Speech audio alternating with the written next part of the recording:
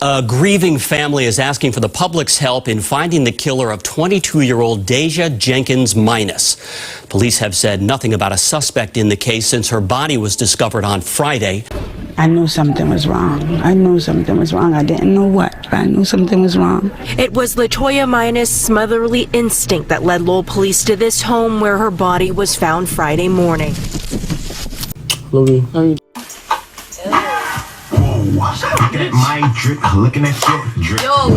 Picture this. A young mother, just 22 years old, makes what would be her final post on social media. She writes, "My daughter will never need for anything. Can't wait to celebrate her first Thanksgiving tomorrow." Within hours, that same mother would be found dead in a locked bedroom, stabbed 58 times, her neck fractured, in what prosecutors would call one of the most brutal crimes they'd ever seen. And the person responsible, the father of that very daughter she was so excited to celebrate with. This is the devastating story of Deja Jenkins, a bright young woman from Boston, whose life was cut tragically short by someone who claimed to love her.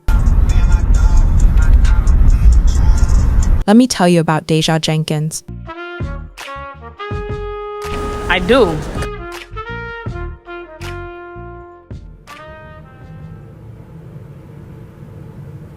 Born February 15, 1999, to parents Lamar Jenkins and LaToya Minus, Deja grew up in the Boston area as that kid everyone just naturally gravitated toward. She had this infectious smile and this goofy personality that could literally lift you up on your worst day.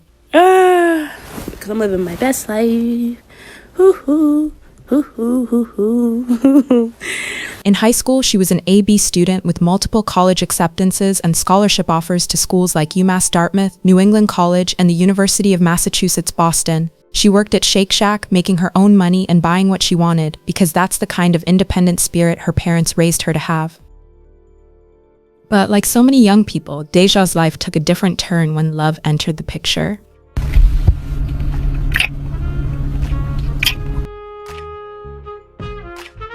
Louis, how you?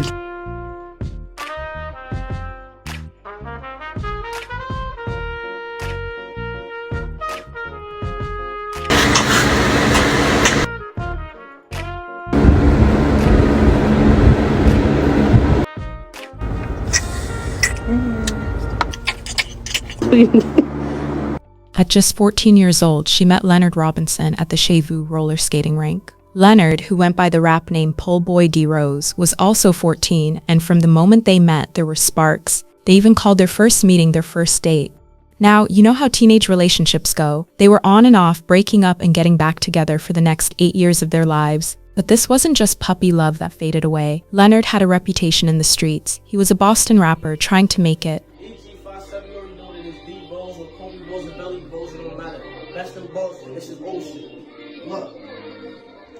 Hey, I try to tell these niggas they ain't fucking with me. Best in my city, nigga, that's $150. I don't trust any, how many switched up plenty, how many I need, now one G my gun with me.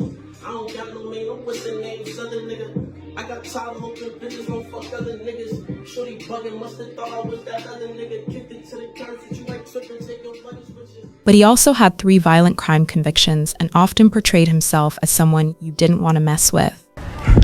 These motherfuckers got me hot, got me running. I'm out here looking like... We need another round of this bitch. Hey, yo, pop out, nigga. Lit, nigga. Dogs, nigga. We need another round of this bitch. On dogs. That's why it makes it better, because there's not a lot of people around this bitch. Pop the fuck out. You see what we got. Pop off. I'm gonna see him. Nigga. Caught this stupid bitch. Oh, dumb bitch. No, you need... Motherfuckers try to run from me. I chase motherfuckers, nigga. Talking about, nigga. I does this. The relationship between him and Deja was described by family and friends as both verbally and mentally abusive. But Deja, like so many women in toxic relationships, kept hoping things would get better. How you have all these views and now nobody's watching? Oh, I've been on last probably like 10 minutes now. I'm moving to Georgia. Nobody gives a f*** you. Why are you trying to do my friend right now? That's my friend too. That's my nigga. Only on good days and bad days.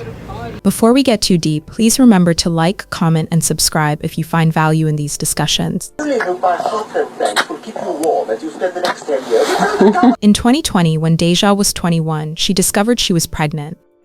Despite everything they'd been through, despite the red flags, she was excited about becoming a mother. She was ready to bring this child into the world and give her everything she never had. The only problem, Leonard was locked up during her pregnancy, facing 2 separate gun charges.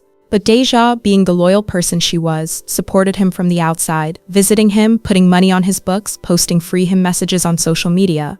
In September 2021, their daughter Lonnie was born, and when Deja held that baby for the first time, everything changed for her. She realized that her life was no longer just about her. She had this beautiful little girl who was depending on her for everything. Deja was determined to be the best mother she could be and to create the life she'd always dreamed of for her daughter. But even with a new baby, his behavior didn't change. In fact, it got worse. See, he had started questioning whether the baby was actually his. He'd been making posts on social media, expressing doubts about the paternity, demanding DNA tests, and publicly airing their personal business for everyone to see. This created tension between them, and by November 2021, they had broken up again. But here's where the story takes a turn that nobody saw coming. November 24th, 2021, the day before Thanksgiving. Despite their relationship being over, Deja decided that it was important for their daughter to see her father on the holiday. She made plans to drive from Boston to Lowell, Massachusetts, where he was living alone, so that baby Lonnie could spend some time with him. After that visit, she was supposed to drive back to her mother's house in Boston for their family Thanksgiving dinner. On the evening of November 25th, Deja packed up baby Lonnie, grabbed a bag of diapers, and made that 1-hour drive to Lonnie's house on Llewellyn Street. A neighbor across the street saw her arrive around 3 a.m. on Thanksgiving morning, carrying her baby in that diaper bag, and he let her inside. That neighbor would later tell police that she never saw Deja leave.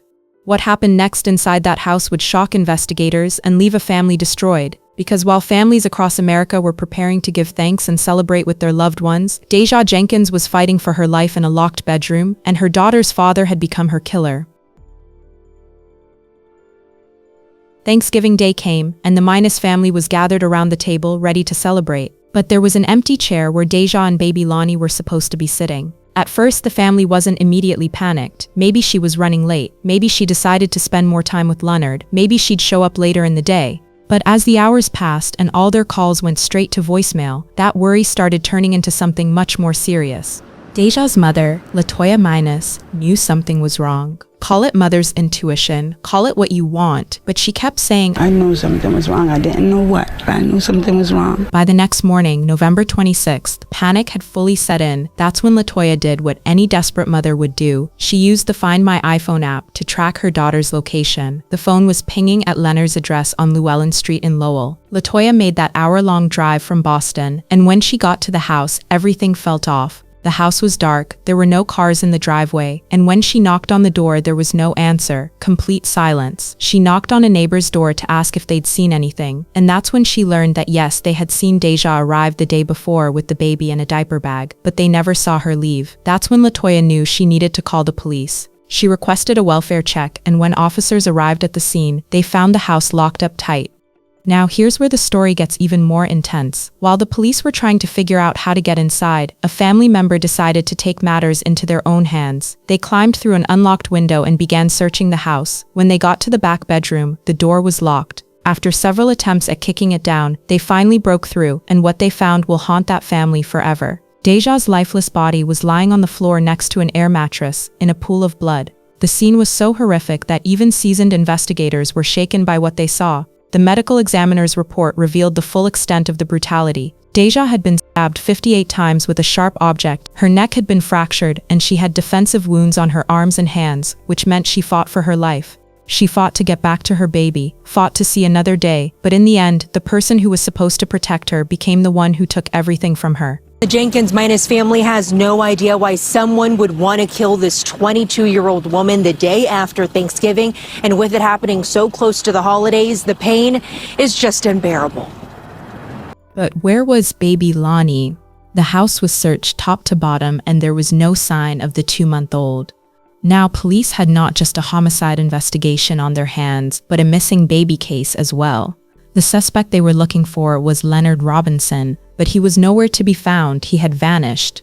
Remember, Leonard was on probation for those gun charges I mentioned earlier, which meant he was required to wear a GPS ankle monitor with a curfew from 10 p.m. to 7 a.m.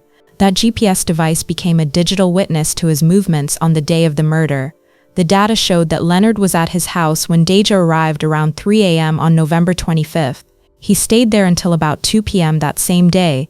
Then the GPS showed him leaving and driving south on Interstate 93, arriving in Dorchester by 3 p.m. But here's the crucial detail. At 4:56 p.m., the GPS signal went dead. Leonard had cut off his ankle monitor, but it gets even more damning. That same neighbor who saw Deja arrive also saw something else. Around 1:50 p.m. on Thanksgiving afternoon, they noticed a man sitting in Deja's car outside the house for about 15 to 20 minutes, just sitting there. Surveillance cameras captured that same car leaving the street about 10 minutes later. When police showed the neighbor a photo lineup, they identified Leonard Robinson as the person who had been sitting in Deja's vehicle. 2 days after the murder, police found baby Lonnie safe with one of Leonard's relatives. Thank God that innocent child was unharmed, but now she was without her mother, and her father was about to become a fugitive. Leonard was arrested in Boston, and when police first questioned him, his story kept changing. First, he claimed he hadn't seen Deja in 2 weeks.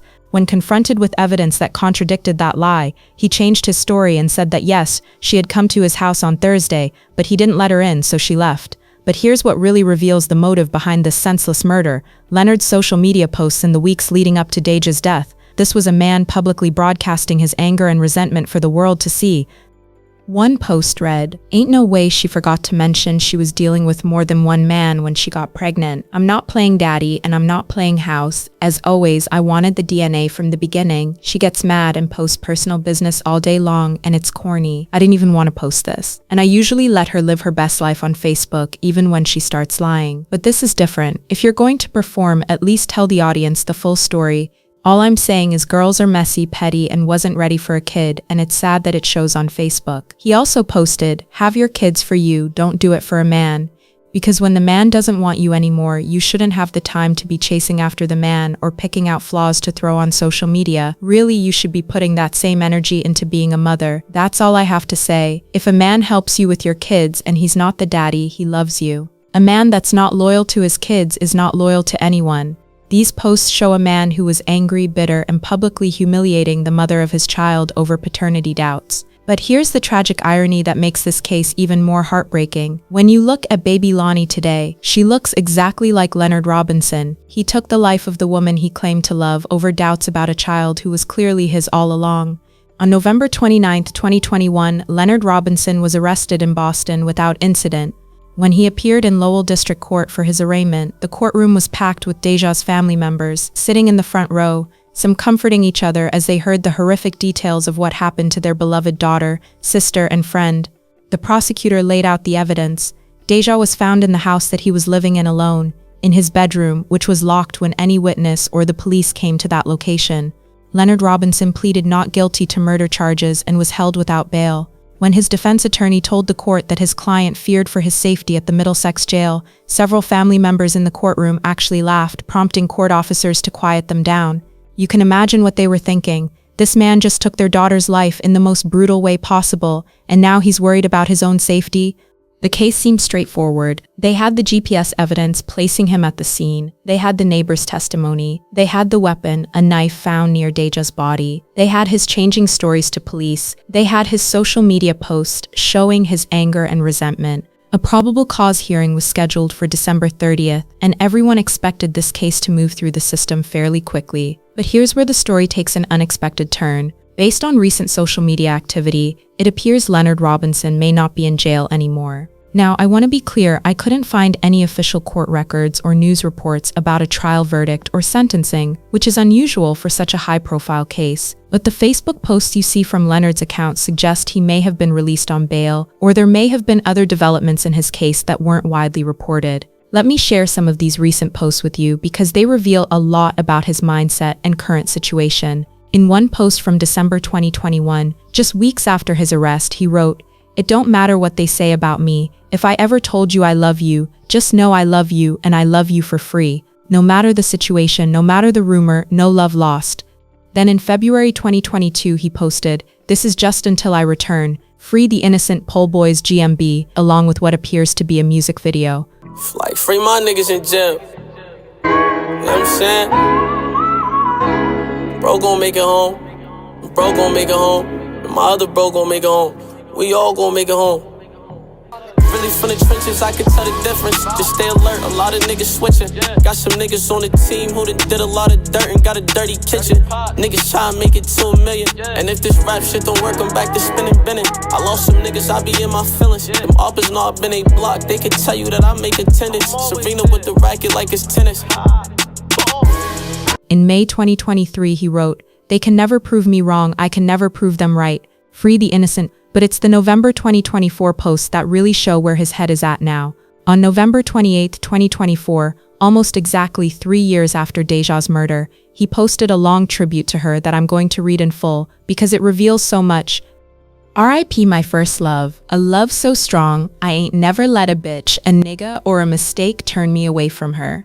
I've always been misunderstood by everyone but her. This girl done had my back through thick and thin. It was her who defended me when everybody had the wrong picture of me. It was her that held me down when I was locked down and had no money for canteen. And it was her who stuck by my side no matter what.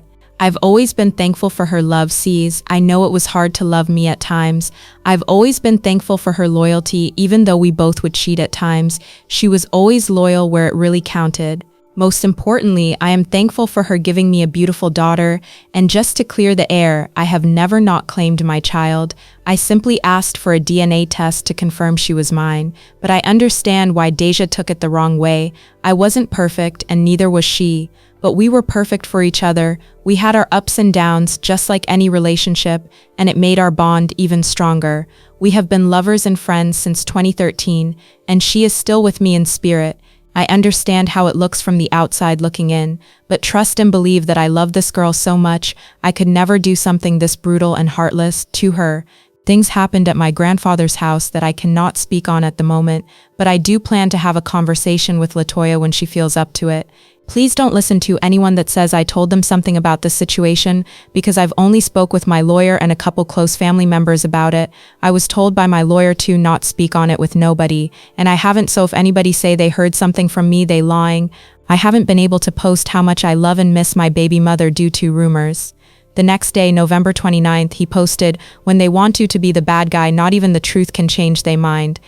But perhaps the most disturbing post came from February, where he wrote a long rant defending himself against people calling him a women killer. In this post, he said, "I'm really getting tired of these females that don't know nothing about me or the situation I'm in, calling me a fing women killer. Like, I ain't never ever been the type of nigga to kill a female, and literally every and any female that I have ever been in a relationship with can and will tell you that. There's niggas out here, no names, that done been locked up 100 times on domestic charges. I have never ever got locked up for anything even close to a domestic charge until I was wrongfully accused for the death of my baby mother, just because I lived in the same house she died in. I understand that no one knows what happened, so I guess it's easier to just blame me. But please, for the ones that actually know me, let the people who obviously don't know that this is completely against my character.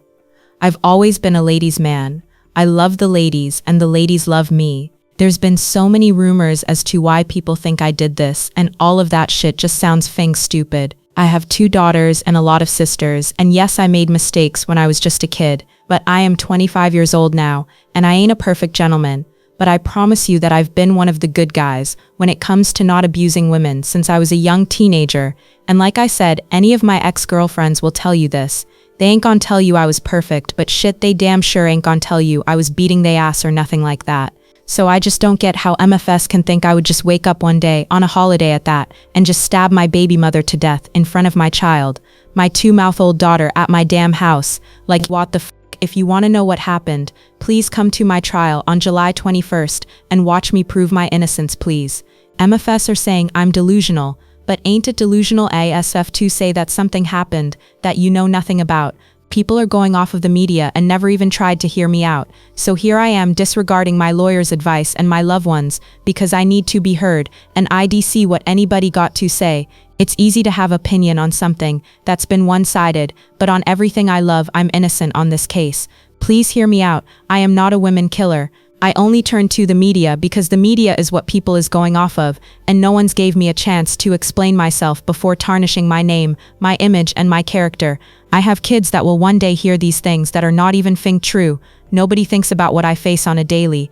I lost my Fing baby mother and can't properly grieve because MFS putting the blame on me that don't even know the situation. I hate that it seems like I'm playing victim, but the truth is I am also a victim, and the way I get treated is Fing crazy. I lost everything in a Fing blink of an eye like I'm cursed or something. I took lost after lost after lost. Bad luck on top of bad luck, but I've gotten closer with God CS. I had nowhere else to turn and I got faith that God got me CS. He knows the truth. God bless you all. These posts paint a picture of someone who is clearly not in prison, someone who feels like he's been wrongfully accused, and someone who is still trying to control the narrative around Deja's death. But what's most disturbing is how he's trying to rewrite history, talking about their perfect relationship when court records show it was abusive, claiming he never questioned paternity when his own social media posts before the murder prove otherwise. Meanwhile, Deja's family continues to grieve. At the candlelight vigils held in her honor, dozens of people gathered to remember a young woman who was described as outgoing, loving, and uplifting. Her mother, Latoya Minnis, spoke through her pain. I'm lost. I'm hurt. I'm numb. I'm angry. And I want justice for my baby and my grandbaby. The impact on the community was profound. It highlighted the dangers that women face from intimate partners and how quickly love can turn deadly when toxic masculinity and control meet violence. Today, baby Lonnie is being raised by her grandmother, Latoya Minnis. She'll grow up knowing that her mother loved her deeply, but never getting the chance to experience that love firsthand. She'll have to live with the knowledge that her father took away the most important person in her life over doubts about paternity, doubts that were completely unfounded. As I researched this case, I couldn't find definitive information about whether Leonard Robinson was ever convicted or what his current legal status is. The fact that he's posting freely on social media suggests the case may still be ongoing, or there may have been developments that weren't widely reported. But what I do know is this: Deja Jenkins deserved better. She deserved to watch her daughter grow up, to see her take first steps, to celebrate birthdays and holidays, to experience all the joys of motherhood that were stolen from her in that locked bedroom. This case reminds us that domestic violence doesn't always look like what we think it does. Sometimes it's hidden behind social media posts about love and loyalty. Sometimes it's disguised as concern about paternity or jealousy. And sometimes it escalates to unthinkable violence when the abuser realizes they're losing control. If you're in an abusive relationship, please know that there are resources available to help you. A candlelight memorial Monday night outside Deja Jenkins Minnis's Boston home. Just come forward. I'm not angry. I'm more mad that they won't come forward. She can't fathom why someone would want to kill this young mother who, telling by this candlelight vigil, was so deeply loved. Deja Jenkins was just 22 years old when her life was cut short. She had dreams, goals, and a beautiful daughter who needed her. Her story didn't have to end this way, and her death should serve as a reminder that we all need to do better at recognizing the signs of abuse and supporting survivors before it's too late. Rest in peace, Deja Jenkins. Your light continues to shine through your daughter, and your story will not be forgotten. I hope these stories help you recognize warning signs and encourage you to seek help or offer support before it's too late. I'll see you in the next episode of Crime of Passion. Thank you for watching.